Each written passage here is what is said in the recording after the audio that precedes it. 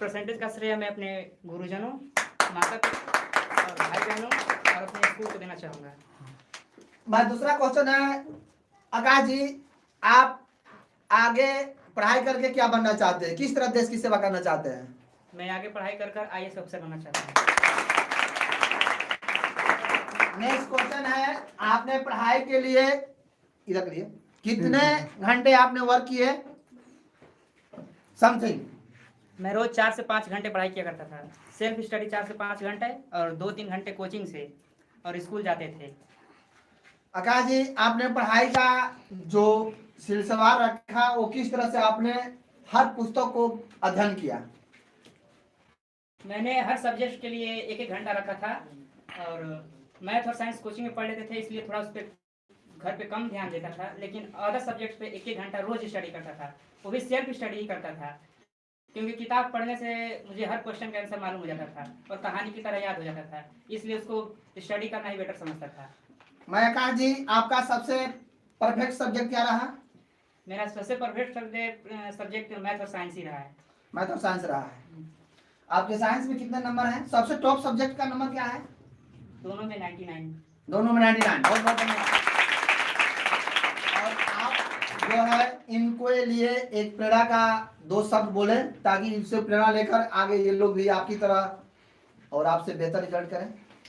जितने भी मुझसे जूनियर्स हैं, आगे की साल की बोर्ड की परीक्षा देने वाले हैं, उन लोग को मैं ये संदेश देना चाहूँगा कि वो डेली घर पे पढ़ाई करें। प्रत्येक दिन 1 ही घंटा पढ़े, लेकिन रोज़ पढ़ें। ये नहीं कि आज पढ़े कल नहीं पढ़े। पढ़ना तो डेली है, क्योंकि डेली पढ़ने से ही रिवाइज होता है, किसी भी क्वेश्चन को याद करते हैं। मैथमेटिक्स बनाइए तो उसको हमेशा माइंड में रिवीजन करते रहिए कि ये कैसे बना। उसे कॉपी पर उतारना हमेशा सही, मतलब कॉपी पर उतारने से वो याद नहीं रहता है। अगर एक बार सवाल बन गया तो उसे माइंड में, अगर कहीं अकेले में जाए तो उसे रिवीजन करते रहिए कि कैसे हुआ कैसे नहीं। अगर किताब पढ़े तो उसको हमेशा माइंड में रिवीजन करते रहिए। जैसे कोई फिल्म देखते हैं तो उसका कहानी जैसे जैसे होता है हमारे माइंड में चलता रहता है कि हीरो ने ऐसा किया वैसे किया। उसी प्रकार किताब को, जैसे सोशल साइंस है, हिंदी है, संस्कृत है, उसमें सिर्फ कहानियाँ ही रहती हैं और कहानियों को पढ़कर आप फिल्म की तरह उसे सोचते रहे कि ये घटना कैसे हुई, कब हुई, कहाँ हुई, किस तारीख को हुई। ऐसे ही मैं पढ़ाई करता था और माइंड में हमेशा रिवीजन किया करता था, जिससे मुझे विषय परफेक्ट तरीके से याद हो गए थे। अच्छा, वो 99 नंबर है, 100 नंबर क्यों नहीं आया?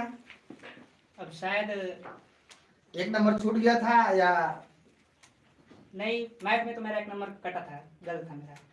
आपने बनाया था अपना गलत हो गया था?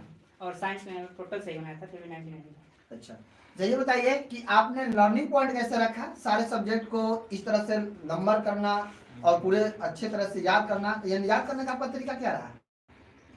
मेरा याद करने का तरीका, मैं क्वेश्चन आंसर पर नहीं करता था, सिर्फ बुक को ही पढ़ता था। मैथ और साइंस तो जो टॉपिक्स हैं उसको कवर करता था, जो सर लिखवाते थे कोचिंग में, मैं उसी को बस याद करता था, बाहर नहीं जाता था। और जो अदर सब्जेक्ट है, सोशल साइंस, हिंदी और संस्कृत हो गए, इसको मैं कहानियों को बार बार पढ़ता था, 7 से 8 बार पढ़ा था टोटल सब्जेक्ट को। तो अभी आप लोग देख रहे हैं हमारे आकाश जी को, जिन्होंने अपना कोचिंग टॉपर किए हैं। इनका 487 नंबर है, 70, और 487 नंबर लाकर बिहार टॉपर बने हैं। तो इनसे प्रेरणा लेने की जरूरत है। कहा जाता है कि पर डे काम, वर्क पर डे होनी चाहिए। सही बात है। कितने लोग होते हैं कि मैंने 4 घंटा पढ़ लिया तो 2 दिन रिलेशन बिताते हैं, 2 दिन यहाँ जाते हैं, 2 दिन वहाँ जाते हैं। ये नहीं होना चाहिए। वर्क तो पर डे होनी चाहिए और पढ़ाई प्रत्येक दिन। कहा जाता है एक्सरसाइज प्रत्येक दिन होनी चाहिए। अभ्यास की चीज है, विद्या जो है अभ्यास से होती है, वो कोई नहीं है। आप देखे हैं एक पत्थर और एक रस्सी, मामूली सी पत्थर पर रस्सी लगातार खींचते खींचते गड्ढा बन सकता है। तो जब हम लगातार कोई चीज करेंगे तो निश्चित है कि हम सफलता की पूंजी करेंगे। और मैं इस माध्यम से, आकाश जी के माध्यम से मैं बोलना चाहूंगा कि शिक्षा वह दूध है जो पिएगा वो दहाड़ेगा, और बिना शिक्षा का हम न कुछ कर सकते हैं, न अपना अधिकार ले सकते हैं। तो शिक्षा रूपी दूध, शिक्षा रूपी पूंजी रखे, जो हर ताले को खोलने में संभव है। वो दुनिया का कोई ताला नहीं है जो शिक्षा से नहीं खुल सकता है। इसी के साथ मैं पूरे इस क्लासेज को, टीचर्स जिन्होंने इसका स्थापना किया, जिन्होंने सहयोग से इस क्लासेज को चलाया, मैं धन्यवाद देना चाहता हूं। और आगे मैं उम्मीद करता हूं कि इससे भी बेहतर अगला रिजल्ट होगा। मैं